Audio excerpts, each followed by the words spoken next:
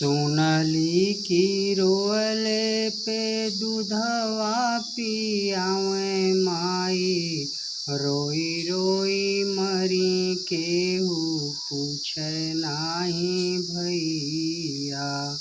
दुर्गत में दुर्गा जी हमके भुलाई गईली, जैसे सबो फेंकी देला धनवा क पैया। लड़िका भूखायल माई मांगे नाही सोनवा हो, दूधवा कटोरी भर पियाई दे तू मैया।